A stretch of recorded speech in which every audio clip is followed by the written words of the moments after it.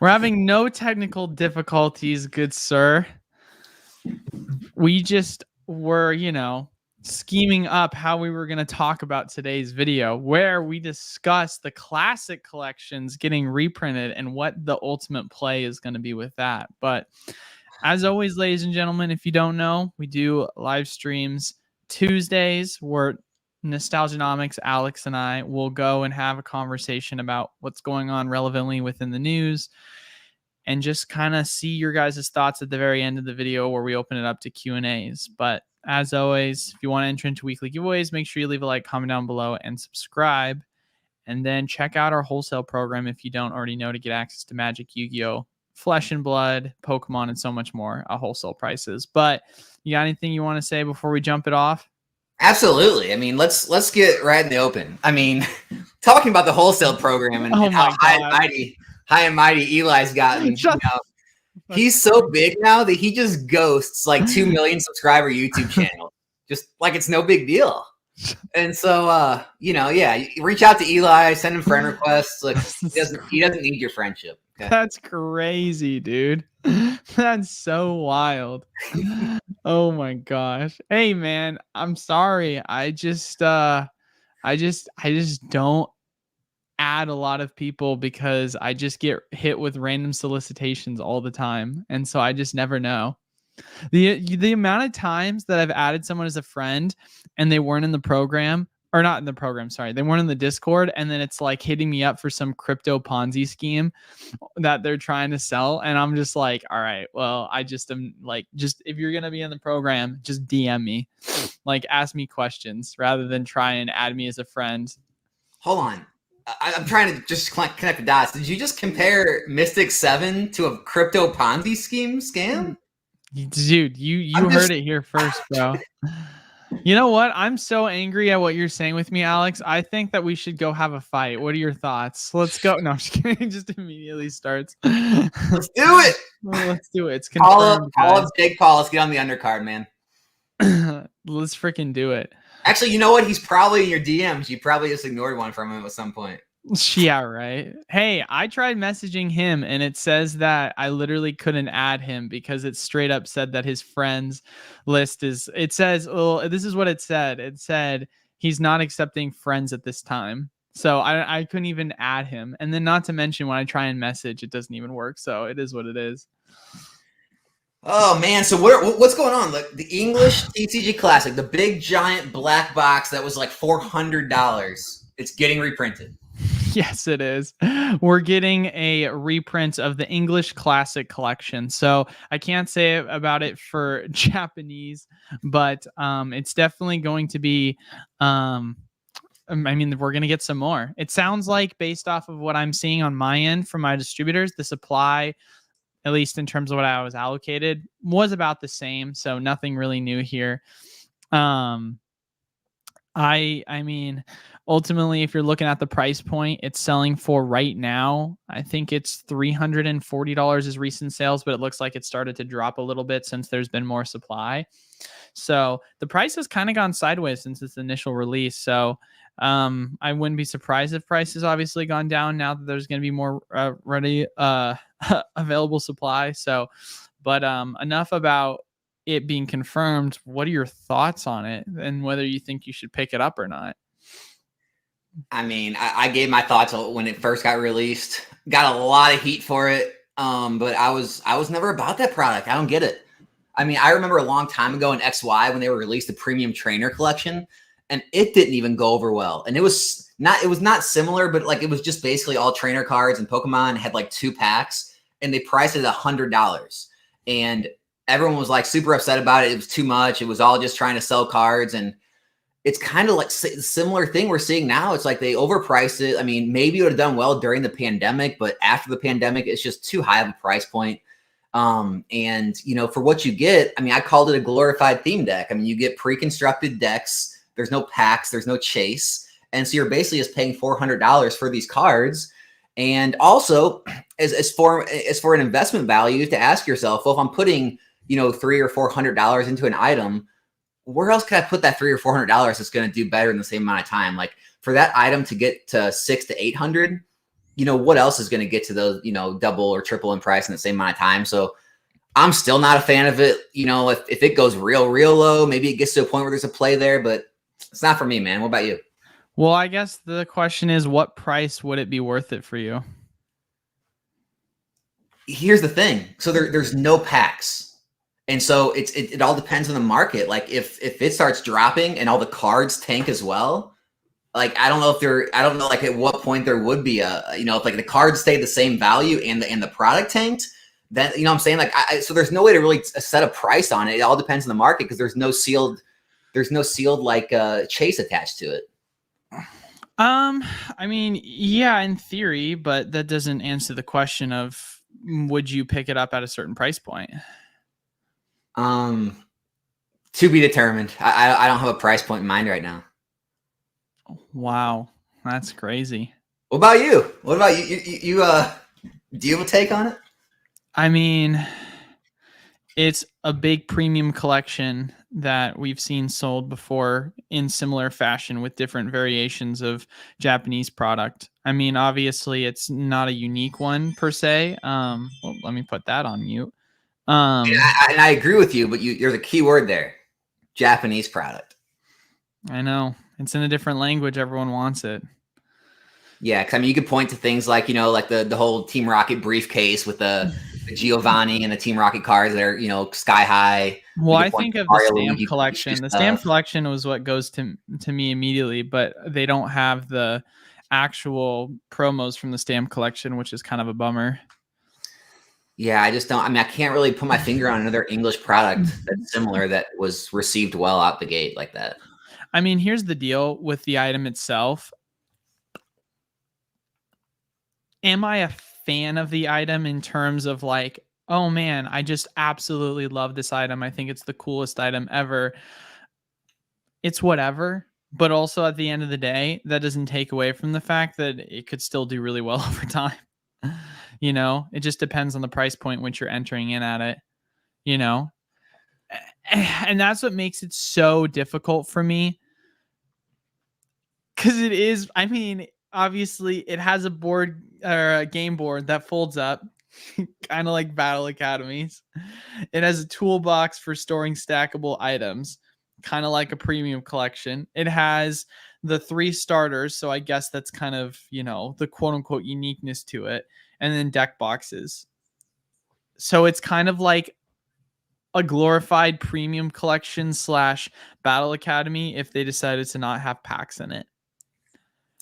I mean, there's no doubt that the Pokemon community does respond well to manufactured rarity, right? Like there's no actual pull rate rarity, but like we've seen with the Van Gogh Pikachus, people love it. People love when things are low printed and, even though there's no chase, you're just literally buying the card. People like it. And that's what you're doing with this. Like you're just buying the Charizard, Blastoise, Venusaur, all the other cards. But yeah, I mean, I think a lot of the money was made off the race to the bottom, on the first to market grading plays. I know a lot of those dried up already. Maybe with these reprints, maybe there'll be some more inconsistencies in the market where there might be some with the new price point grading plays that open up again. But yeah, I'm just, like I said, it's so hard for me to get behind this. All I think about is all the other places right now in the hobby that I want to put $300 or $400, and it's just not here.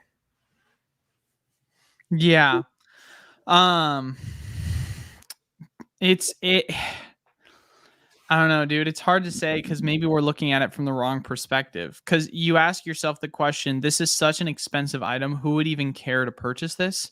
But ultimately, at the end of the day, the sole market demographic, presumably, you would have to see it as a player base. Like that's the only thing I can think of. Because literally,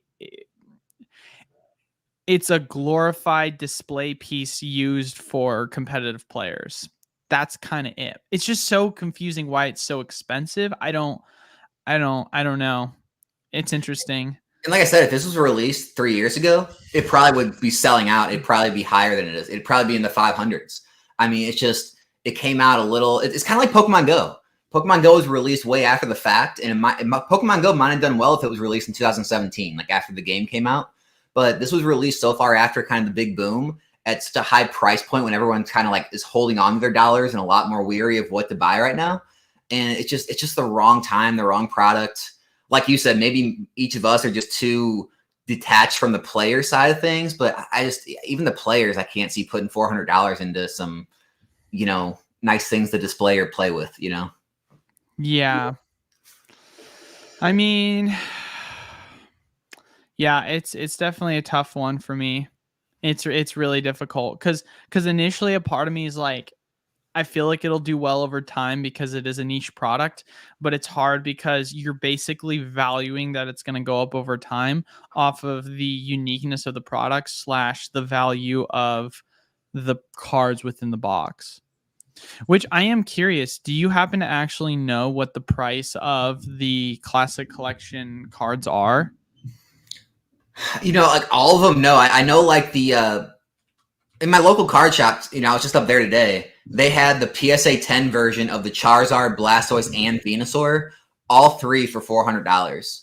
So even like the top hits, the top whatever cards in the set are maybe like a little over $100 a piece, or maybe the Charizard's more and the other one they're less than 100. But like even the top stuff isn't looking it's holding too much value. So I don't know if it's. I think they were, you know, somewhat easy to grade. They came in pretty good condition, and so like I don't know. Like I know maybe like there might be platforms or outlets where you can get money, like maybe Whatnot, if you're running them through your Whatnot store and people just really want each individual card.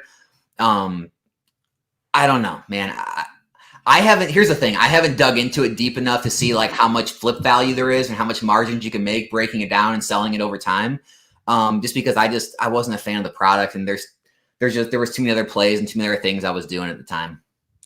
Well, so if we just go and look up the value of the trading card game Classic, there is quite a bit more items in it than just the here, let me see if I can go. Would it be on best match or best selling? I'm trying to see if I can find it best. But so if you go look up just trading card game Classic, it comes up with all the different cards within it. It also comes with a Pikachu as well. So the Charizard is selling for 135 right now. The Venusaur is selling for around 40, but it also includes some of the starters in it as well, like the Charmander, like the Bulbasaur, like a Pikachu. I consider that to be a starter if we're going off the OG generation. Pikachu selling for 30, Charmander selling for 10, Bulbasaur selling for 80. It's got a Mewtwo in it and a Mr. Mime in it as well, because this is a 60 card pre-constructed deck as well that it comes with. And I mean, if you just look at the overall set list value of the items, I'm under the presumption that it's going to be. I mean, the Blastoise is worth 60. There's a decent amount of value within the just cards themselves. So I'd be interested to see if someone just took the math and broke down what the value of all the individual singles were and added it up. I don't know if you're listening, Alfred, but if that's something you'd want to pull he's really good at this kind of stuff. Pull the set list of all the cards and doing the math on the value. Because ultimately, at the end of the day, we can sit here all day and say, is it a good item? Is it not a good item? It doesn't have packs. It does have packs. Whatever, right? If there's those 60 cards that are within the deck and they make up enough value to where it supersedes the current market rate, then obviously it makes financial sense at that point, or at least we are under the impression that the long-term value of the cards could still be worth something. Because just because an item doesn't have packs, in my mind, doesn't mean I'm ultimately ruling it out. And sure, it's something that's not Japanese-like in terms of product. Sure, everyone's always focusing on the main trio, but the rest of the deck itself is still has some cool, reprinted Pokemon that are going to have their own shiny variations to them, which of course seems bland and boring because it just is them doing another reprint. But ultimately, at the end of the day, the reprinted product has time and time again consistently done well. And it's annoying, but that's just why they keep reprinting it to begin with, right? There's a reason why it's still selling well above wholesale price. I mean, right now in the wholesale program, you can go pick this up for $250 with our main distro, and it's selling for around $330, $340. That's still a $75, $80 difference from the current market price. So there's value within it. I don't know what the MSRP price is, so that's another thing to take into consideration. But just from a marginal perspective, there seems to be enough demand to where at least there's a handful being picked up a month. Yeah, man. And I mean, that's why it's good that me and you are have different perspectives, and because you're going to be able to talk to a lot of the people that, are grinding the singles game, right? And shipping orders on TCG Player every single day. Like, that's not really my side of things. And so, yeah, I mean, that's a great point. Is there, and I see people said it in the chat too, is there probably is going to be a play there, especially until the market, starts to get a lot of the reprint, and then the singles sort of, reprice themselves because of all the new supply. But I agree. There's definitely going to be a play there. You will be able to flip the singles. There will be margin to be made if you do want to break it down and run them all through and do that. Yeah. I mean, because if you just do the math off of the Charizard, the Venusaur, the Pikachu, and the Blastoise, just those 4 cards is $260. Yeah. So like, I haven't even gone through the list of all the other items, which include the Charmander going for 10, the Bulbasaur going for 8, the Charmeleon going for 4, the Scyther going for 8, like the Mewtwo going for 11. Like, you start to add all those items up into this classic collection, you could be looking at an item that's worth over $350 to $400, which sounds crazy to say, but I mean, the math is that's kind of where the math is, just roughly estimating, looking at it. And that's not too crazy. I mean, that's one of those things where I would say for anyone who wants to do the work, it's worth the flip, right? I mean, if you sell $350 of stuff after shipping and fees, you're probably going to make a little over 300. Like you said, you can pick it up from the distro. And you can do, once you sell through the entire item in the entirety, you might make, $50 or something, which, it's about 20% on your money, where it's like, hey, it's the bread and butter for people who deal with singles. It makes sense, right? I was more talking more for just like the product value, like as a whole in and of itself, like moving forward. But no, it can definitely be broken down, kind of like you with your, commander decks and things. Like, you might not hold a commander deck for long-term growth value, but it makes sense to break it down and sell the singles. I would agree. That's kind of what this product is. Yeah, I mean, my my motto: if it makes money, that's all I really care about. At the end of the day, I'm not someone that's biased towards Pokemon versus Magic versus another TCG. If you match TCG lowest price listed after the 20% fees is $354. So that's really good, because he's saying that's after fees. Yeah, so if you're talking before fees, it's roughly around $400 in value. So, man, actually, it's way more than that. It's like $420 in value after fees. Again, fees. That's right now, right? Are they already available to are they to be shipped now? Yeah, they are. Yeah, I got a call from my distributor. Literally, I mean, I went on mute. Yeah. Because we should at least preface that, these prices are before the reprints announcement, before all the stores start getting the word out. So those prices most likely are going to drop in those singles. Oh, 100%. But so is the value of the box. And that's, I guess, the question of how it's going to pace itself, right? Because right now we're saying, okay, well, technically speaking, obviously it's a lot of work. But if you were to go buy the item right now at market price and go flip it, you're technically still profiting just off of selling the singles. But when you take in the account of work you're going to have to do for that much, it doesn't seem worth it. But if you're able to right now go buy it off of someplace for a much, much cheaper price and try and play the game of selling it while the prices for the singles are still where they're at, you could potentially make a decent amount of profit off of the flip of the singles. Absolutely. So, but yeah, no, it'll definitely be interesting to see what kind of ends up being the ultimate play for that. But, it does seem like there is still some collectability aspect outside of just talking about the singles, because sure, like I said, going back to it, there's not packs, but I whether you like it or you hate it, I do think that the reprinted cards that are within it and some of the foil types of the cards themselves. I like it. I do think it looks kind of cool. So, but obviously I have a differing opinion than you on this. Because I mean, do you not really, we're talking like it. care for the foil of the cards? Do you not care for them at all?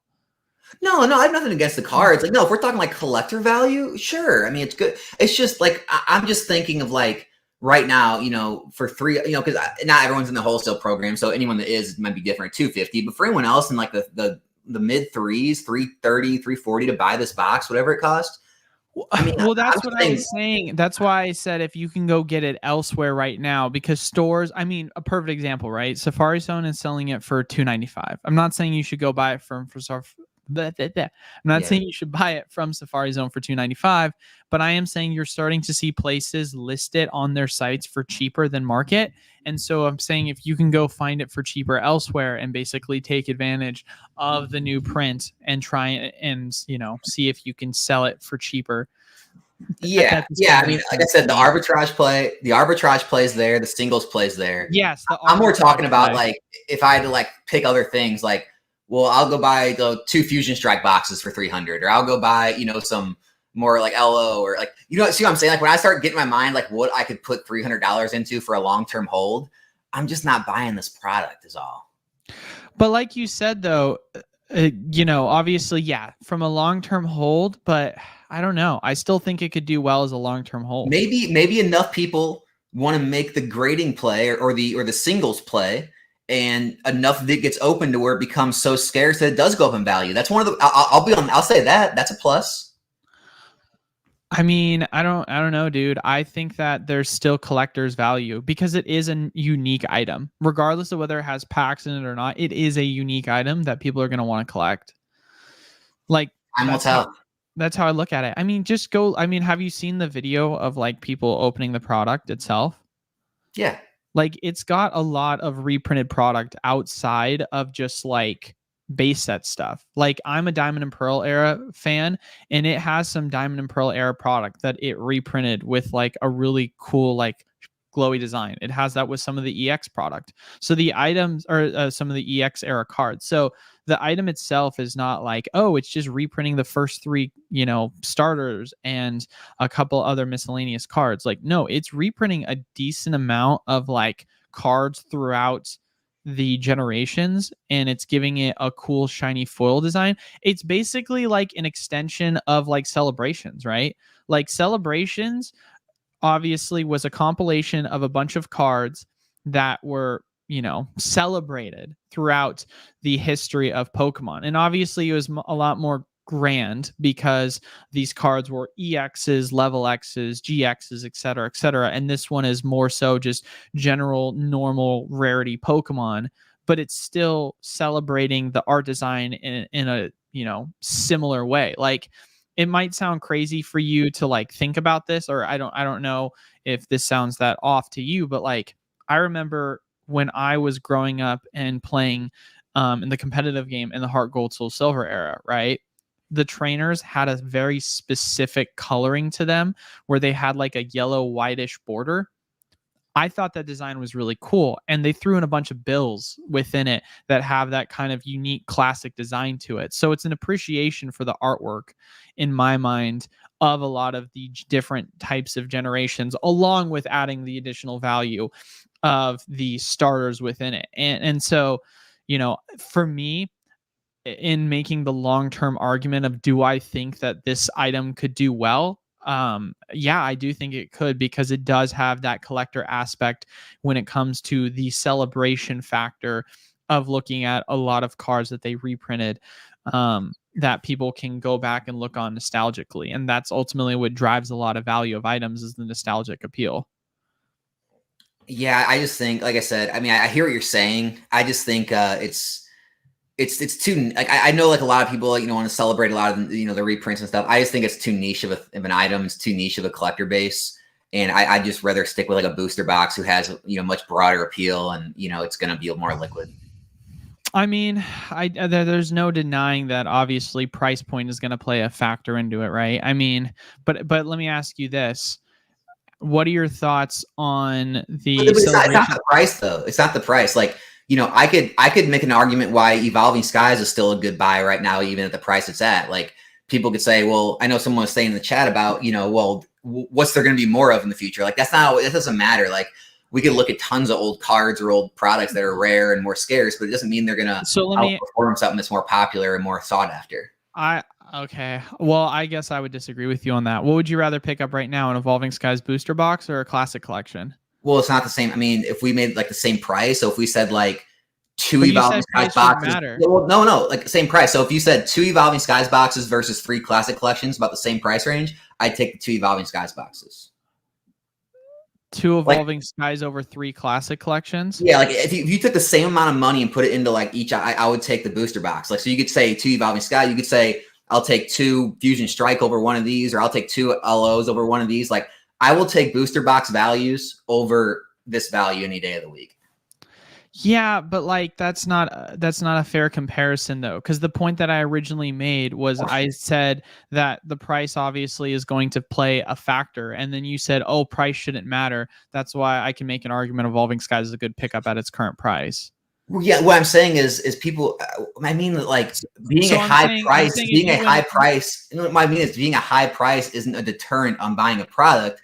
I'm saying this product at the high price it's at doesn't make sense. So it's not that like buying into a high price item is always a bad thing. It's just this one, it doesn't seem like a good play. Well, I mean, what about the Celebrations Ultra Premium Collection? Like it's been at the same price for several years now, and it was considered to be a super high ticket item that a lot of people desired, but yet we see zero price action. Yeah, but you're forgetting it's already up like 200%. Like once these go up that much, they stagnate before another move. It's not up 200%. It's up. Sure, it is. It's $120 retail.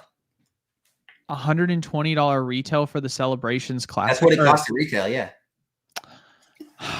I mean, it's here. I actually do want to check and see what the current price point of it is before I just start saying it's 350. It's 350 or 360. And I think the Celebrations ETBs are in the 80s now, at least on TCG Player. Yeah, so the Classic Collection right now is selling for 360. Yeah. It's just so hard though. But again, that's attached to a set. Like that's attached to Celebrations. This is just some standalone random product. Yeah, but if you also look at the performance of the Celebrations Ultra Premium Collection, it's gone down $40 in the past year. Yeah, I mean, that's like saying, you know, some of the tag team sets that spiked that came down, or the alt arts that spiked then came down. Like things come down after spikes. Yeah, but it hasn't spiked since its initial release where it was selling for over that percentage. Right. I guess the point that I'm trying to make with it is like, yeah, it is true that it's been well above MSRP since its initial release. I get that. But also the exact same time, Evolving Skies has done nothing but continue to climb, and it is drastically above the MSRP price point. And yet, at the end of the day, it still continues to go up versus the Celebrations Premium Collection has done the opposite, where it hasn't done anything really since its initial release. It kind of went up to $400, and then since then it's dropped around $40. And so my point is like, for me personally, I feel like a big component of that really comes down to the fact of the matter that that price point is pricing people out in a way to where they don't find it to be worth it. But maybe I'm wrong, because Evolving Skies is a completely different conversation where you're not wrong. You're not wrong. It's booster boxes are a different animal. Like people will pay up for booster boxes, specialty items definitely have they seem to have caps. And that's what I'm more or less arguing, because I feel like it's hard, because booster boxes in and of themselves are like, they're like their own unique thing that people specifically collect. It's not like someone goes in and collects every ultra premium collection that they've ever made, right? When a new booster box comes out, people are going to collect the booster box because they want to own every booster box. People don't do that with ultra premium collections, and especially collections in the same way. So that's why it's really difficult for me when looking at it in that same regard, you know? But yeah, I'm just looking at it as like, if someone's getting, they're collectors in the hobby and everyone only has a certain amount of money and they're looking at putting $250 or $300 in this item or somewhere else, like I just feel like there's 100 somewhere else's right now that are better. Yeah. I don't know. It's tough. I mean, it's not my, like I said before, it's not my favorite item, but I just think there is a value to it. But like you said, you don't disagree with that. You just think there's better values elsewhere. Yeah, it should Yeah. have been like if it was like $100 product or something, or even like a 199, like it's just they came out swinging so hard with it. It's because of the items that are within it. That's why. Because that's what they're valuing the items within it at. I mean, like Yeah. I said, it's currently selling above MSRP. But yeah, I agree. It should have been a lower priced item. I do agree with that. But at the end of the day, the real question is, would we be making that exact same argument if the price of MSRP was at 120, it was selling for 170 or 160, and the values of the cards were $200? Because that's the way we can equate it to that kind of standard, right? Because right now you can go buy it for if we're just talking about Safari Zone, right? You can go buy it for $295. Like Alfred said, before fees, the value of the singles is like 420, 430 bucks. After fees, it's like 350, right? So you're gonna make money off of it right now. At the end of the day, the question isn't, oh, are you going to make money off of it right now? Obviously, we're having the conversation about the collectible value, but the question is going to it, if we were to take this exact same situation, what we're looking at where it's priced currently, and just say, let's drop everything by $100, the value of the singles by $100, the value of the collection by $100, would it be a completely different argument for whether it's worth it or not in your mind? That's why I'm trying to think about it. That is a crazy way to think about it. Yeah, I think there's just too much friction on the price point. And I think when it comes to booster boxes, for some reason, maybe it's just because of how proven it is, or like you said, it's just like a different animal because it's what people want, one of every one, or it's got the guaranteed hit rates, or the pack openers. I don't know what it is, but yeah, I do think even if you took the same ratios and made it a lower price point, I think it would do better. I don't think there would be as much pushback. Yeah. Yeah, I it's think you hit hard. the nail on the head. I think it's the price point. I think the ratios of the singles value and the value you get inside, I don't think it's off terribly. I think it's just the price point so high. Yeah, it's like a chicken and an egg conversation. It's, are the singles so expensive because the product's so expensive, or is the product so expensive because the singles are so expensive? Right. And that's kind of what makes it really tough. Yeah. It's why. Yeah. It's kind of like if you take any set, even like if you take any set and you just 10x everything, like you 10x the box and every single price or whatever, it's the same ratios, but people are way more hesitant to buy that box now or those Yeah. singles.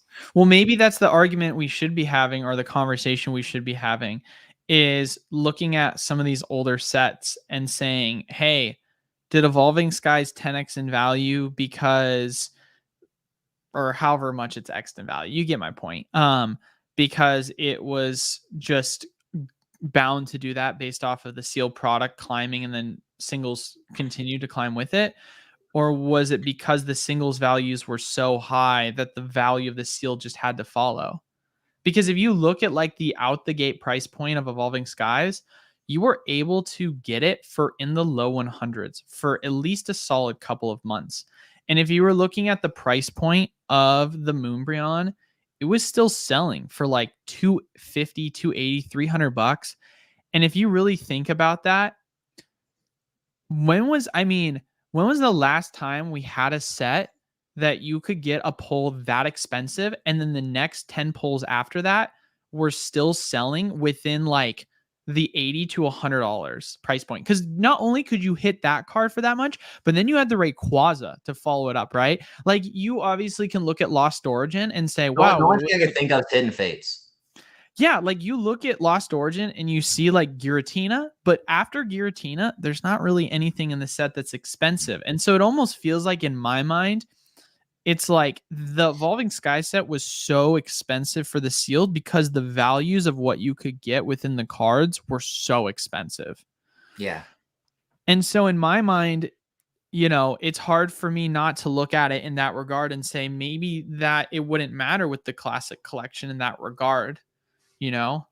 but it's hard to say because only time is truly going to tell. Because what happens if all of a sudden the classic collection price, let's say it comes down, but the singles stay the same in price? Obviously, that's not going to happen, right? And let's say that they do crash, but it's not nearly as much, right? I don't know. It's just a fascinating question to ask because there is, in my mind, inherent value within those singles, but is it And overplayed? Yeah, I don't know. That's well, just the only way I can compare it, really. Well, with booster boxes and even like ETBs, when you go back to Sun and Moon and Sword and Shield or XY, it's like the singles, they completely separate from the sealed product, right? I mean, look at an Evolutions box. There's no value. Like look at an XY base, or there's no value in a lot of those like actual cards, but the boxes gain value because of scarcity and all that. I don't know how it's going to work with the classic collection. Like is it all based on the singles? Does the scarcity weigh in because there's not as many of them? Like, I really don't know, man. Yeah. Oh, someone mentioned, I did forget. Yeah, there is the Aerodactyl in Lost Origin, but yeah. So I forgot Aerodactyl. Take out those two. I mean, the Aerodactyl 2 as well has also kind of taken a massive hit. I mean, if you guys remember, Aerodactyl at one point was selling for 200, and now it's selling for around $80. So it's like, it's definitely good, but it's not like dropping down from $300 to $200 card good. You know what I mean? Yeah. Here's my thoughts. I think if I would rather get 3 Charizard UPCs than a classic collection. Oh man, 3 Charizard UPCs over the classic collection. Whew. Those are my thoughts. I've got both, so let's find out what happens. I'll keep you freaking posted, dude. Keep me posted. Are you're gonna hold some classic collections? I'm definitely gonna hold at least one. That's my thing. But you know where I am right now. We're in the process of getting a storefront, and so I'm trying to be very smart with my liquidity. Which I might as well talk about that now. I'll just kind of mention it. So we currently are in the process of getting a storefront, guys. So basically the wholesale program has grown so large that we literally cannot fit product through the door in the Oregon location. And that is not an exaggeration. That is a literal fact. We had a shipment last week that had to be shipped outside of the storefront because they couldn't fit all the pallets inside the store. And with that, my business associate is really pissed off at how the original agreement was conducted about us using product to be shipped to the store. And it was something that was going to be a small amount of product. 7 pallets later, obviously, it's grown to a large size. And so with that, we have gone the direction of getting an official storefront in Arizona. So I'm excited about that. We actually are going to sign the lease agreement sometime this week. I had it sent to me today, so I'm going to read it over and hopefully, with my counsel, decide to sign it, that everything should be good to go. And then the store should be ready to roll sometime in the next 2 to 3 months. I mean, we're going to get everything set up to still run things behind the scenes and get our operation transitioned over the storefront. And I'll be blogging that with you guys. But overall, yeah, I've been vigorously working on getting that all set up for, getting TI improvements done with contractors and carpenters, and we're gonna make it look like a really cool storefront. So I'm excited for that. So for myself, I am wanting to obviously have product for the shop, but at the same time, there's so much liquidity that's going to have to be dumped into improving the store and making it look nice and professional that I haven't been investing a lot of my money in anything at this moment in time. Basically, what kind of my position was I dumped like 50 grand into like Lost Origin, Silver Tempest, booster boxes predominantly, honestly, and then a bunch of other miscellaneous Crown Zenith product, ultra premium collections here, there, whatever, right? And then after that, when I started to dive more into commander decks, then I just started to go really, really heavy into commander decks, which has been incredible for me right now. I mean, you look at the value of like the sealed product we have in commander decks. It's stupid how much value we've gotten from Commander decks. So we've got at least $60,000 worth of value in Commander decks. But since the past month, we haven't dumped anything into Commander decks or sealed product because it's just time to save up money for the storefront is kind of the main game plan for myself right now. Big news, man. We're going to have some card shop live videos. Oh yeah. Oh no, we're gonna definitely be doing that. I'm definitely excited. It's going to be really, really exciting. So my eventual hope is that we're going to, I mean, I've already told you some of the ideas that I've wanting to implement for the shop, but my eventual hope is we're gonna have like one backroom area that's used for the Roke operation and the wholesale program, and that's a fully dedicated space for that.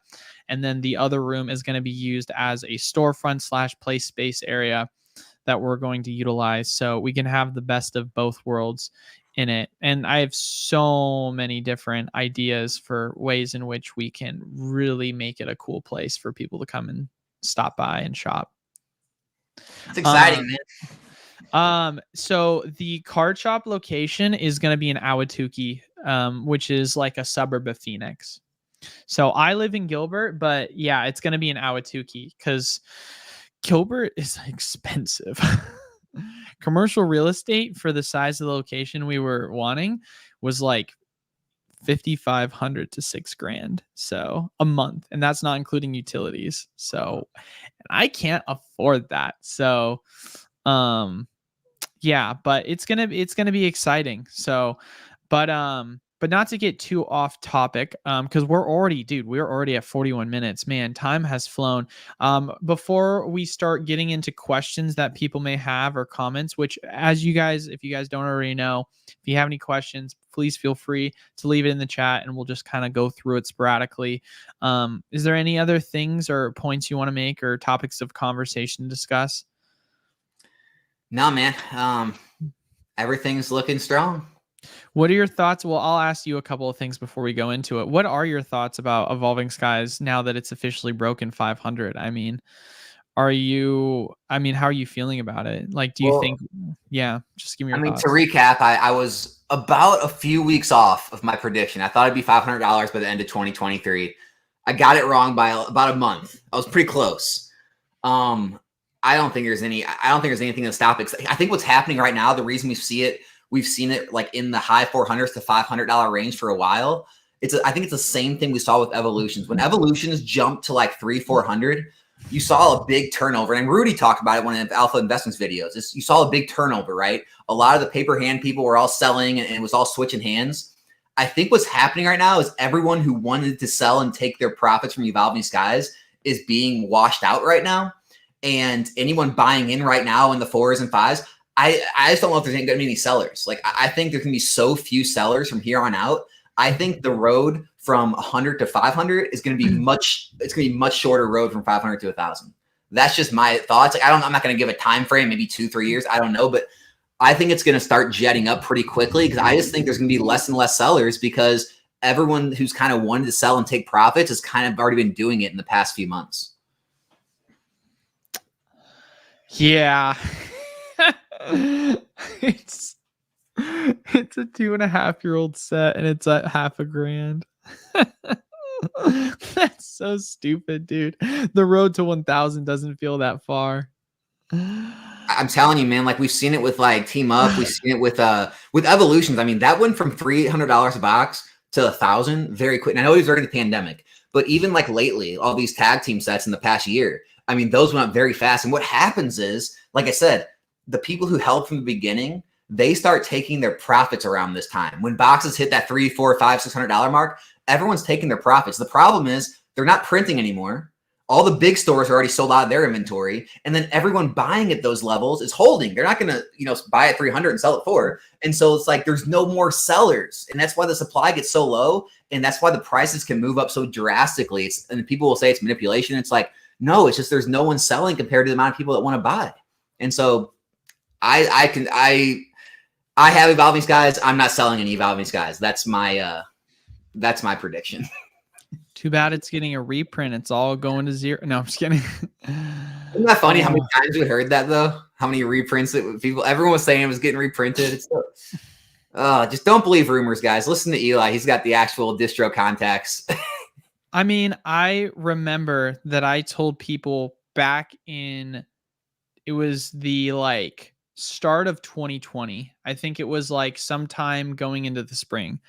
I said to people, I literally remember this video as clear as day. I said I would be willing to bet. I can't remember what I told people, but I said I'd bet like some form of giveaway that it's going to get a reprint at some point, because I said, listen, guys, the set is like 7 months old. It's not going to get more supply with this demand.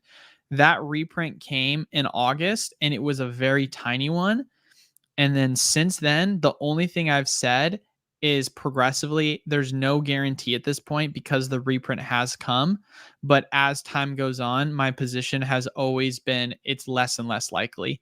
It's never been a guarantee. And I hate to say that because I always want to preface by saying it in that way, because there is ultimately really no guarantee. Like if you look at the history of how the Pokemon Company has conducted the Sword and Shield era, other than Sword and Shield Base and Rebel Clash, every single one of the booster boxes has gotten reprints. And that was my argument from the get-go of why I felt like Evolving Skies was going to get a reprint.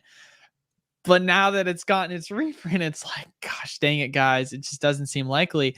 And that's why I felt confident that we were going to get reprints at some point for the rest of the Sword and Shield generation, which we did, because Pokemon Company, historically speaking, has been really good about bringing some form of reprint later on, which is why Brilliant and Astral got reprints in May, and Lost Origin, Silver Tempest, and Crown Zenith all got reprints in September/October time. So I really hope all the Sword and Shield reprints are over. I hope STLO and Crown Zenith was it. Like I'm ready. I'm ready for stuff to start gaining some value.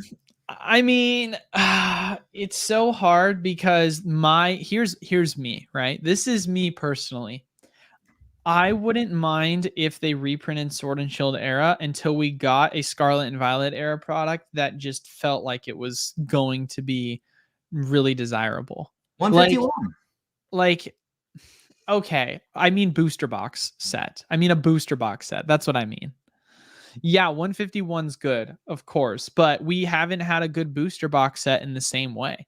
Like, think about all the amazing booster box sets that we had in Sword Shield era, even the weak ones. Like, arguably, I will say Paldea though.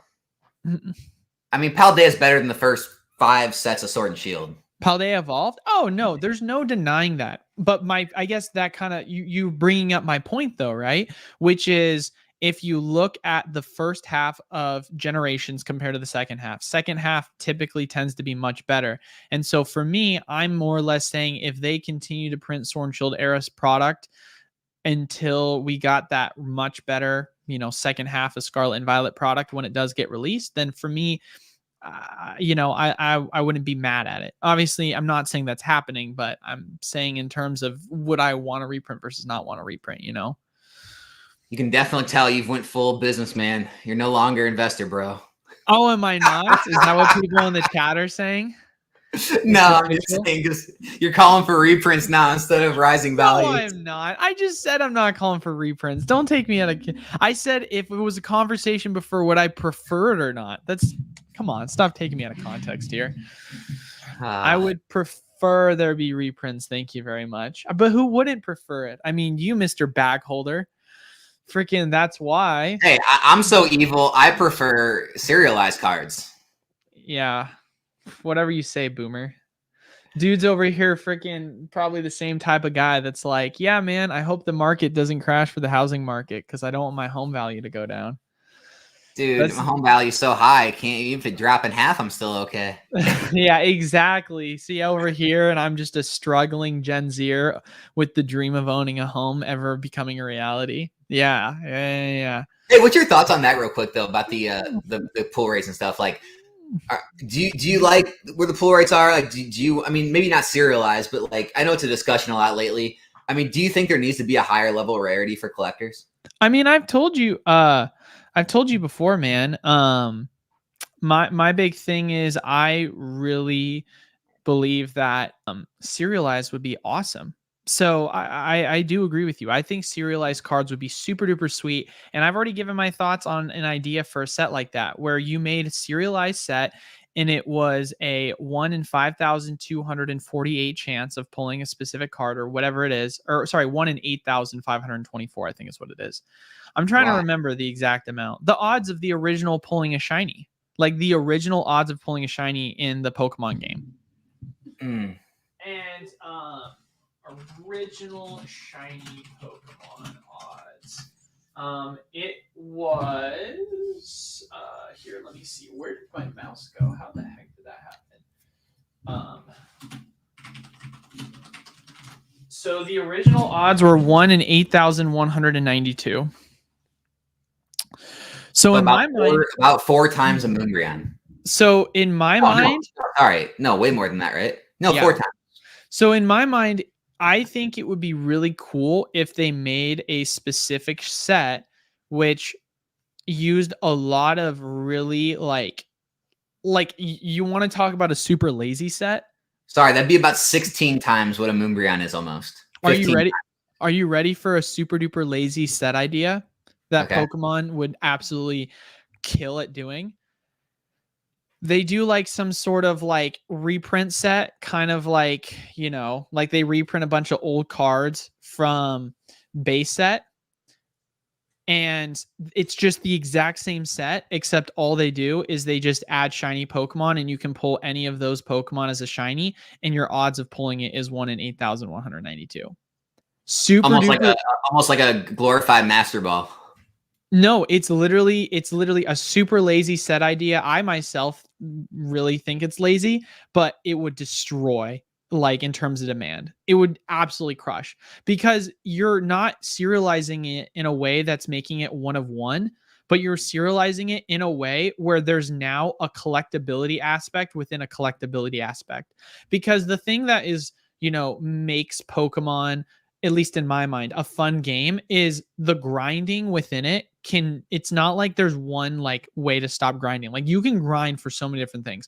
Like you can grind to beat the game. You can grind to level up your Pokemon in a certain competitive way. You can grind to complete the national dex, and then you can grind to complete the national dex, but with all shiny Pokemon.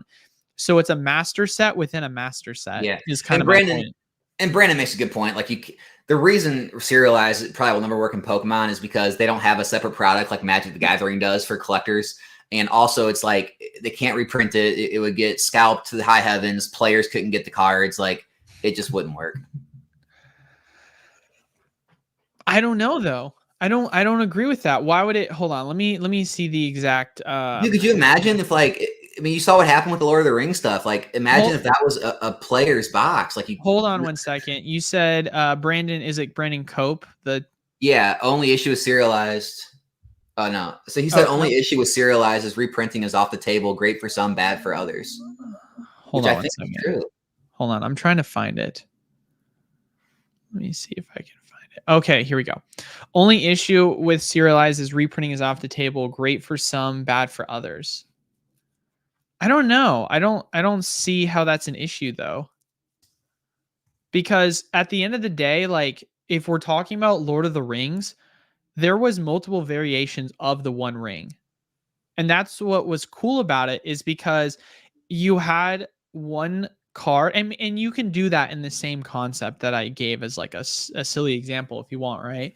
But like if you were to talk about having a set which has the One Ring, which is worth a crap ton of money, but then within that set you can pull extended art versions, and you can pull, you know, different forms of rarity of the One Ring, then you can still pull multiple different versions of a specific card so that it doesn't affect the player value within, if it is a competitive card, as well as the art collectability.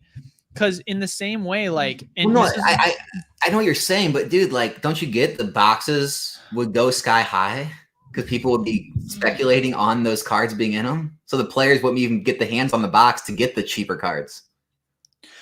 But those cards would be dirt cheap because the shinies are not going to be expensive. Or the shinies are going to be what's expensive. The regular cards will probably be cheap. Like it's going to be one of those things where the boxes will be expensive, yes, but the Pokemon Company, if there's one thing that they've been really good about, it's it's been getting certain competitively viable cards in the hands of players for stupid cheap. Like literally look at trainer toolkits, look at build and battle stadiums, look at other such items, which gives you specific reprinted cards that are going to be parts of certain sets that are competitively viable, right? There's a That's reason possible. why nest balls have been put in 5 or 6 different products at this point. Like there is so much available nest ball cards, and when it first came out, it was selling for like $1.70, right? And now it's selling for like 40 cents, 30 cents, 50 cents, something like that. So the value of nest ball has gone down because Pokemon's addressed that. So hypothetically speaking, if we're trying to talk about it from the player's perspective, the Pokemon company would address that by taking whichever competitive cards would be viable in it, and then they would just throw it in a specific item. But also, Yeah. too, in theory, like this is just my general assumption. If we were to do a specialty set like this, I would be very surprised if Pokemon did make it a booster box set.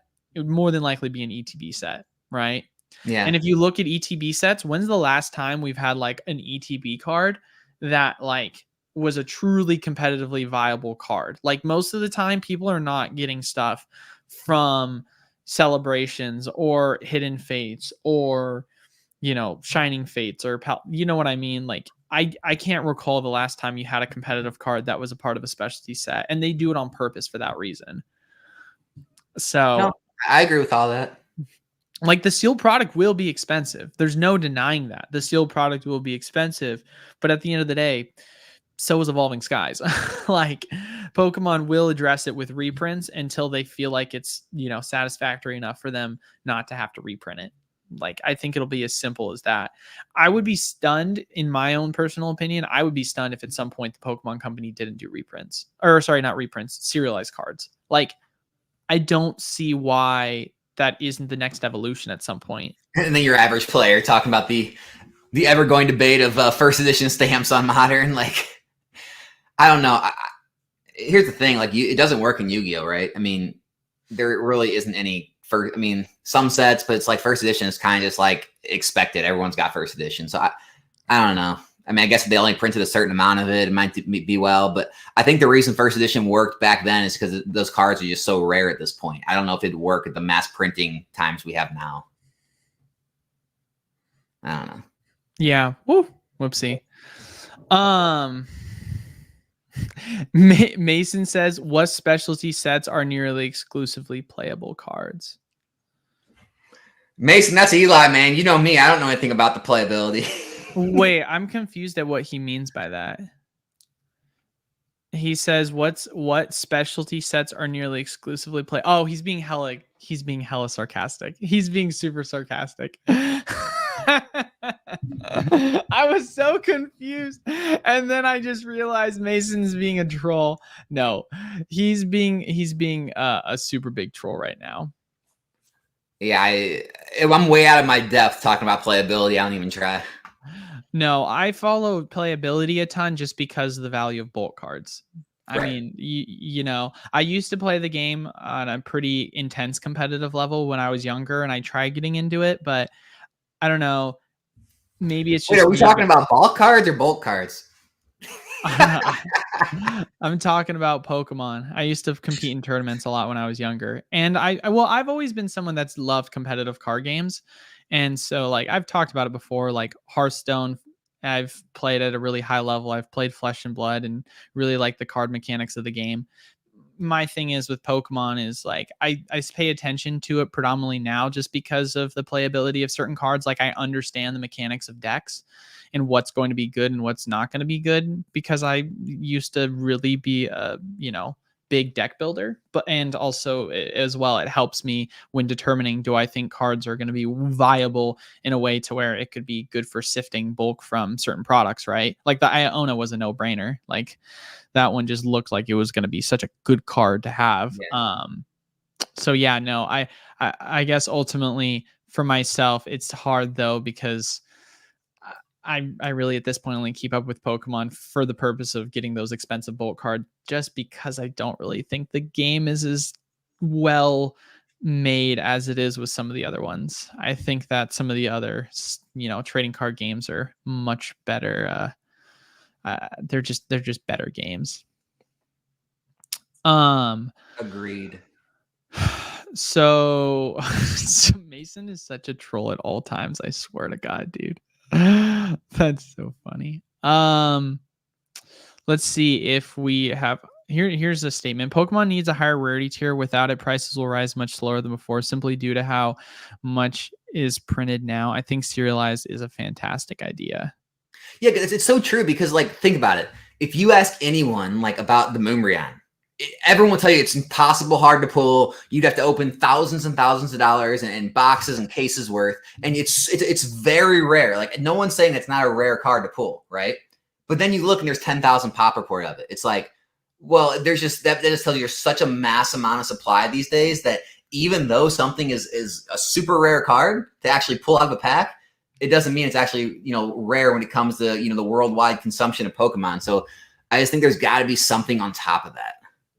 Well, it's also interesting as well because in the context of like what is true rarity, the amount of arguments that we've had across the board of what's the pull rate of this truly, right? Because the sample sizes vary so much between different polls from certain like places. Like TCG Player will come out with their samples of what their rarities were based off of their 5,000 packs they open, right? But then you'll have multiple different other places all give their own sample sizes, and then we'll all just feel lost. Like it doesn't, and there's always the same argument, right? This set, oh, I heard that for this set, it's going to have much better pull rates. Oh, I heard for this set, it's going to be much worse pull rates. But ultimately, at the end of the day, it's all been anecdotal. Like nothing has truly been confirmed one way or another. Serialized cards will confirm that in a specific way that we will know for certain is going to have certain pull rates. And to be fair, like there is specific pull rates that are being like, provided for within like your rarities of pulling a specific rare card, pulling a specific ultra rare to a certain extent. But ultimately at the end of the day, I feel like it hasn't really been something that's been firmly stated in the same way. All we know is that there's a reason why booster boxes tend to be much more desirable to buy for getting your singles or buy for getting your packs to open is because there's at least some form of guarantees in, unlike if I were to go buy loose packs from other miscellaneous products. You know what I mean by when I say that? I know what you're saying, but I don't think it it matters, but I don't think that's really the whole issue is like how hard it is to actually, even if you figure out the exact pull rate, like from Pokemon, it's still the fact that they just print too much of the product. Like even if it was like a 1 in 1,000, like whatever, it's just like if they print too many boxes and there's still going to be thousands and thousands and thousands of them all, I just think there has to be a print rarity instead of just a pull rate rarity. Oh yeah. Well, that's why, I mean, yeah. So, I think it's already like let's just say the pull rates, they have it right, and it is 1 in 500 and something packs. Like, well, it sounds like a lot, and it is a lot. But then when you take into account, just how much product you move yourself, and there's thousands of card shops and online sellers like you. It's like a lot of that product's getting open, so there's so many of those being pulled every single day. Well, that's why you have to do it in waves. I feel like if you were to do this the right way, you would do it in waves. You do a one massive print and you're going to have your first initial wave and then the second wave comes later. That way, at least you can control the market in a way in which you're able to adjust the supply without it being a reprint. Like you're basically like, hey, we're going to print a crap ton of this set, but we want to make sure it's big enough to where once we've done these first two, split waves, that's just kind of it. And then just kind of going off of that. Yeah.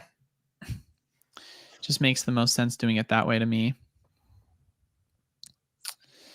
Alrighty, let me see. Here's an interesting question.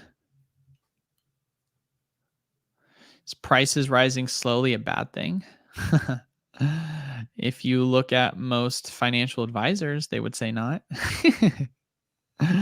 A nice conservative index is what you need. I don't think it's a bad thing.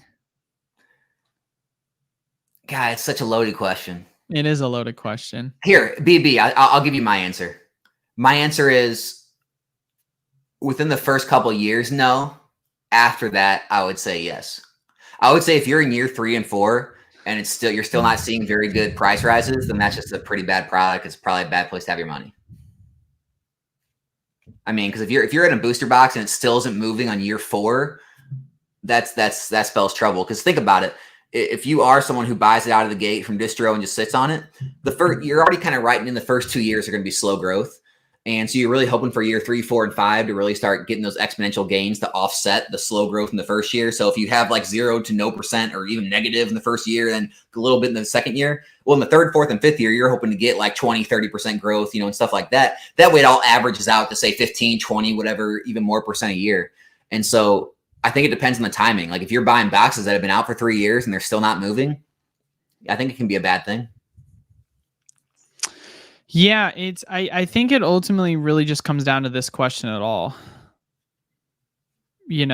Like it really comes down to a question of volatility. Like, do we want volatility within the market in such an extreme way? Because obviously, just reading over the question, average player said, do people actually want such a volatile price race? If you increase a product's value too fast, you'll decrease the amount of buyers you can have for a single product so much faster. And so I think there is definitely a balance to it all.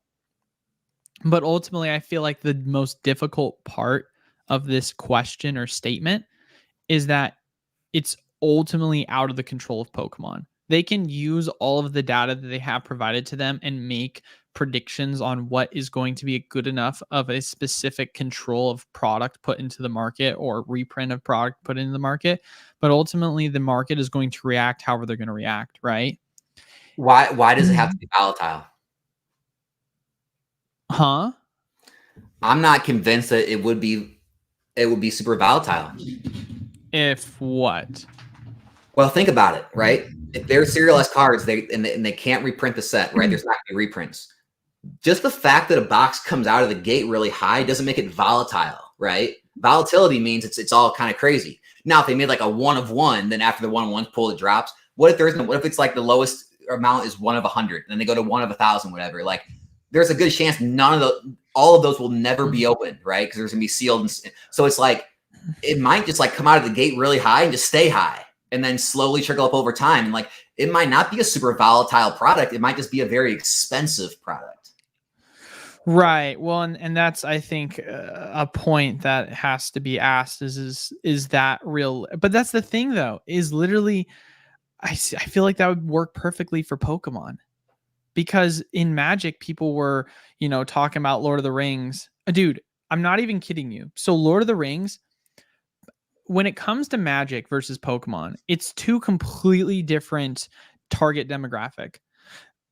Magic people never buy sealed product. Very, very rarely will they buy sealed product. The amount of people that I talk to in the Magic community that I asked them about like what their favorite sets to open were, blah, blah. It was always the same thing. It was, I very rarely open sealed product because for me, at the end of the day, I'm a player and I like to just go buy the cards because it's much cheaper for me to go do that rather than open it. The only time I heard elsewise, or when I heard like a product they opened, it was always because of Lord of the Rings. It got them to buy a product to open because the idea of serialized cards was fun for them, as well as collecting the Lord of the Rings style artwork. And so for me, when you have a player base that basically solely relies on just buying cards, typically outside of sealed product, it's completely different than how it's the exact inverse with Pokemon, right? Where Pokemon, sure, you do have people going and buying singles online, but it's not really like in the same, aspect. You're not going and buying these singles predominantly for the purpose of competitive play. You'll have those cards, but it's predominantly for collectability reasons, which is why a lot of people enjoy still that chase of opening those cards. It's not like in Magic, people are trying to chase specific cards that are playable in the meta, right? Just look at grading. Grading tells it. Like Magic grading is pretty non-existent. Pokemon's all about grading. That just tells you the difference that one's a collector's game, one is a player's game. It's not saying there's not tons of players. I get attacked for that. I get there's a lot of players, but when in Magic, it's more of the primary thing than Pokemon. Yeah. So it feels interesting because in Magic, it worked because it got a lot of players to buy product for the purpose of collectability. Pokemon doesn't have that same issue, or I shouldn't say it's an issue, but it doesn't have that same kind of, different demographic that Magic does. So it plays perfectly into the already demographic that we have currently speaking within Pokemon. What are you Your average reading? player, he's saying we're taking him out of context, and then he's saying, it's all the way down at the end of the chat. He said, my point is, if Pokemon released a serialized product and did not reprint it as soon as the wave is done, it will increase by a significant amount, leading to a volatile price increase. See, I don't know about that. I think it's all about transparency. If Pokemon put out the product and made it known that there's not reprints, it's getting one, two, however many waves they want, but it's getting printed once. And once all the product is out, it's out. I just think it's going to be a very expensive product. I think there'll be a high price point right out of the gate, and it'll just stay high. I don't think like when the wave is done, it's going to like shoot up again. Again, this is like our opinions. I just volatility to me means like crazy spikes, crazy drops, like all over the place. Like I just think it'd just be it'd start out really high and it would just stay high. Well, I think it's a hard thing to say though, because I think you can make an argument for and against this statement, right? Because if you look at what happened with Evolving Skies, as soon as we got that initial reprint, that was a very small reprint. Once it was done, prices for Evolving Skies skyrocketed shortly after. However, if you look at Celebrations, when there was an announcement made from the Pokemon Company in January saying, this is it, we are not reprinting more Celebrations product, the price of the Ultra Premium Collection stayed sideways and went down. So it's really hard to say because we ultimately don't know, because it could react in one way or another. It could react in the same way Evolving Skies did. It could react in the same way Celebrations did. But if you look at majority of Celebrations product, it hasn't done much, right? And in my mind, I feel like that comes down to the fact that they dumped so much Celebration product onto the market initially. They had multiple waves and waves of different products. And so I feel like if they were to approach it, comparing the two, they're going to approach it more in the same way they would Celebrations, with making it so that they have a ton of product readily available with initial waves of however many they want to push out. And then once it's done, then it's done. Just kind of makes more sense doing it that way. Like it's close. Like that's pretty much a good example. Like the only difference, I guess, would be you wouldn't be operating with incomplete information. Like if they made that statement, like they would Celebrations at release, like, hey guys, this won't be reprinted. Like at Celebrations, it was like kind of a guessing game, and then all of a sudden that came. So like, yeah, I mean, it's pretty much it's really similar though. Yeah. Oh man, it will be interesting to see what ends up happening. That is the ultimate question indeed. We'll answer a couple more questions and then we'll start wrapping it up here because we, as always, are running past on time. So let's see. Is there any other questions you're reading that are intriguing to you? We've had a lot of conversation being had. I guess David McClure asked, when it comes to grading, are there certain Pokemon to target? Starters, legendaries, certain generations, evolutions, etc. Who asked this question? Sorry. David McClure. It's I don't know, maybe about 10 comments up from the bottom. He's got an orange bubble with a D.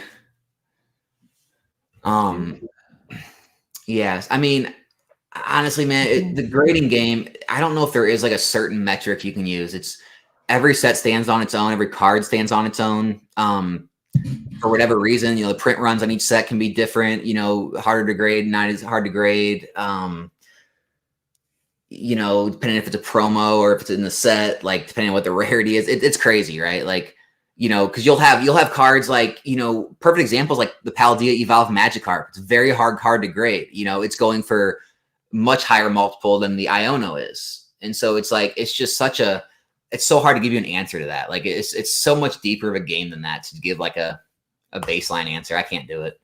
I don't know. Yeah, I mean,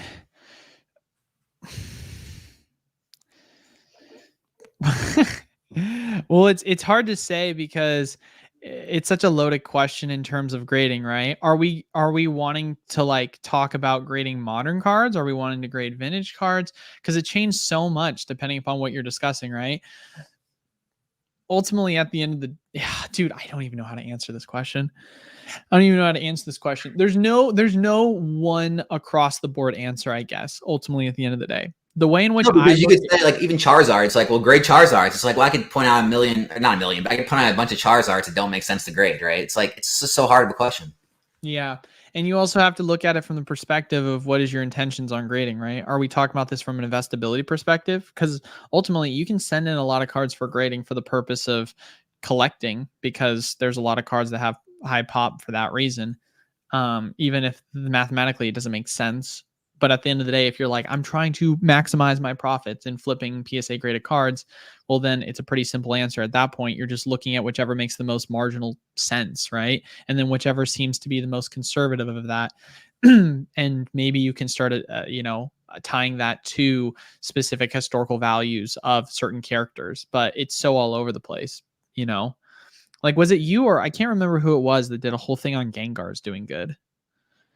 Someone was talking about that, about Gengar's doing good recently, like specific characters, but that's such an anomaly in so many different ways. Like, Yeah. you just never know, right? Like Sun Moon Era products Yep. randomly will pop off. You could have picked almost any single one of the alternate arts. I mean, you would have done well. Like, yeah, it's hard to kind of say. All right, let's see what else do we got. Grading is trash. Nice. Thoughts on okay, what does he mean when he says TF? Isn't that the new set? Paldean Fates? No. What's the one that's coming out? The booster boxes. Are you talking about Temporal Forces? Oh, Yeah. there you go. Thoughts on Temporal Forces with the lesser pride rumors. Do you see a change of demand on your side? So, Brandon, I've had multiple conversations with other storefronts that have gotten their numbers. Well, one in particular is in this chat right now. Oh, and the numbers on their end, from what they're seeing, hasn't really changed in terms of like them getting a lesser of supply. So with that being said, it's hard for me to kind of answer that question fully, not knowing truly like what my allocations are. I can only base it off of what my sales rep with my distributors have told me, because I've heard it from multiple different distributors at this point. So you'd like to assume that since it's coming from multiple different distributors that it's indeed true. But hypothetically speaking, right? If we say that yes, there is going to be less supply based off of the evidence that we've seen right now, I don't see it really being a change naturally in demand. The only thing that could potentially, in my mind, really change would be the overall volatility of the item. Because initially, if you say to yourself, like Lost Origin, like when Lost Origin came out, it was a much less printed set, which is one of the reasons why it was much higher than it was compared to Silver Tempest. I mean, there was a decent amount more Silver Tempest product that was pushed onto the market than Lost Origin was out the gate, which is why TCG Player, I don't think Lost Origin ever broke below $100. I think the lowest it was at was 105. So I could see ultimately it having a higher floor, but also at the end of the day, that is possible, but I don't know if it's necessarily likely just based on the fact that we're seeing Scarlet and Violet era floors so much lower than some of the Sword and Shield era sets because the demand is already not good. And I don't think they really go hand in hand together, Like, I think they act as their own thing. I think that the demand is going to do what the demand's going to do, and the supply is going to do whatever the supply is going to do. And there's going to be an equilibrium based on what the market decides with those two factors. It's not like because people hear that the supply is going to be less, they're all of a sudden going to be rushing to buy it now because they think prices are going to skyrocket. Like, if people wanted the set, they're going to buy it. If they didn't, they're not. Like, that's how I look at it. No, I agree. I mean, I don't think it's like, what are you trying to do? I don't think there's a rush to like jump in. If you're one of those people who are like worried about money sitting around and like not doing anything, I think there'll be time to move in. If you're a person like that wants to get the right price point, I mean, Eli's program, or if you can find it around that same price, like anywhere in the 80s and 90s, guys, like, you know, you're pinching pennies at that point. Like, you know, long term, you're not going to worry if you bought it at 88 or 92 or 93 or 80. You know, it's all about the same. We haven't really seen, other than Scarlet Violet base and TikTok coupons and all that, really get like the low 80s or under. They're all standing kind of like, you know, low 80 or mid 80s to like mid 90s is kind of the floors on these. So anywhere in that range is kind of where I'm looking. Yeah. Mikey brings up a good point, ladies and gentlemen. Don't forget to hit the like button. Make sure you hit the like, subscribe, and leave a comment if you have any questions or comments about the classic collection's out, right? Bruce City was asking when the reprints come out. They're out, right? Oh, for classic collection? Yeah. Oh yeah. No, they're out now. I mean, distros are shipping them. My rep literally asked me, I was on a phone call with him an hour ago, and he's like, it ships out today. Do you want it? And I was like, let me go talk to my customers first. See what people in the wholesale program want, because we didn't get like anything crazy. We have 2 main distributors that allocated. We got 21 from one of them and 50 from the other, which that's around what we got the first wave. So, and the prices are around the same. 250, one of our distributors selling them for. 260 is what the other one's selling them for. So, I think the margin's there for any of the people who want to open it and break it down. Sounds like the margin's there. Oh yeah. I mean, like Alfred said, it makes way more sense for you to break it down. You're making an additional $30 more, and that's after fees. So you could really walk away. I mean, yeah, you could walk away making a decent amount of money on it, as long as you can, play however long it is and before the market adjusts. So it'll be interesting to see how quickly it'll get into the hands of storefronts and see the market shift. I feel like it's usually about a week to 2 weeks after you hear like people start shipping it out, when you see it happen, right? Because there's been many times where I've put products up for pre-sale or pre-sold it on TCG Player, and I haven't even had it in hand, and the market will still stay at the same price, but I'm just trying to beat the rush, you know? Hey, take that one last question from Dreamstride. I want to hear your take on that. We'll do this last one and then we'll end it here, because I have another meeting after this. What do you think about this? What do you guys think causes some cars to be more or less valuable when it comes to Japanese versus English product? I think that it comes down to rarity. I think it comes down to the quality. I think it comes down to, there's so many different factors that kind of come into play with it, right? Because ultimately, at the end of the day, right, quality of cards undeniably is much better in Japan, right? I'm not saying that specifically is going to play a factor, but for a lot of people, when I ask them, why do you like collecting Japan over English? A lot of people do happen to say it's because they like the quality better. They think the cuts of the cards are cooler, right? I think another factor is that Pokemon Japan is much more clear and concise about how they do their print runs.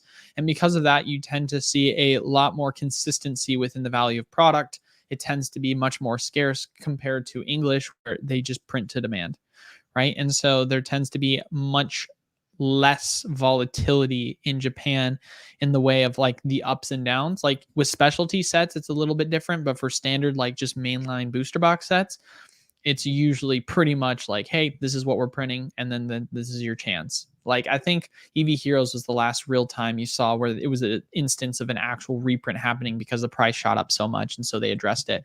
I mean, they have like the lotteries that they do, but like it's like one box per person, so it doesn't really address it in a way in which people might think with English when they hear like there's more supply coming, right? And then outside of that, I think another factor when comparing, let's say, like an English version versus like a Japanese version promo, Pokemon English has a really, in my mind, bad habit of making promos that are Japan feel lackluster. Like you had an Arceus card promo that I thought was a really cool card promo. I still think it is, right? And it was something that was given out as like a specialty item. I think if you saw, I can't remember. I think it was because if you saw the movie, and that was in Japan for Pokemon. And in America, they just put it in a specialty box and then called it a day. Like there's not like a uniqueness to a lot of specialty products within America, unlike if they're doing like a special delivery Charizard or a special delivery Bidoof, right? You don't have those ponchos. You don't have those Scream Pokemon. You don't have those like Van Gogh cards in the same way within the States. Like you can get them from like Pokemon Center. You can get them from like, you know, getting them internationally in whatever way they require. But there isn't really that like kind of uniqueness in the same way for these specific specialty products to be their own, other than from being pulled from Japan. And so people kind of like that because it feels more like knockoff-ish, right? It's like if I want to go get that, you know, Arceus card, or if I want to go get a specific promo card that has an English variation, but the English variation was just slapped in a promo box that got printed like crazy, versus you could only get this specific promo card if you went and saw the Pokemon movie in Japan. There's a different rarity value and uniqueness to the card, even though it's the same artwork. But those are my kind of main reasonings behind it all. Nah, man, I'm not going to repeat that. He said it all. You know, the releases, whether it's promo, not promo. The only other thing maybe is like culture. You know, like I know like when 151 was released, the Japanese like Ericas and stuff were valued a lot higher than they were in English. Like in English, it was like, you know, the Charizard and the, you know, Eric's Invitation fell very drastically, where it stayed up a lot higher in Japan for a lot longer. And so like the waifu culture there, they like those a lot more. Yeah. Which is crazy because Americans like waifus a lot, but Japan waifus, man, it's crazy. Other than that, everything you said is pretty much why. I like this statement. Pokemon is like Japan's Disney. No, I think that's a really good comparison. That's so true. Yeah. Yeah. Well, I think that's a good ending point right here, brother. We're going for about an hour and a half. Any kind of last thoughts or statements or things you want to kind of make before we head on out here? No, man. See everyone tonight on Whatnot. Well, guys, as always, Nostalgianomics' info is down below. If you want to go check out his channel, please make sure you leave a like, comment down below, subscribe, really helps the channel. If you're interested in getting prices for Pokemon Magic, Yu-Gi-Oh! Flesh and Blood, and so much more at wholesale, make sure to check us out. Links down in the description below to join the wholesale program, or feel free to message me on the Discord as well if you're ever interested in having any of your questions answered. But that is all, ladies and gentlemen. Hopefully you guys all have a wonderful rest of your day. Peace.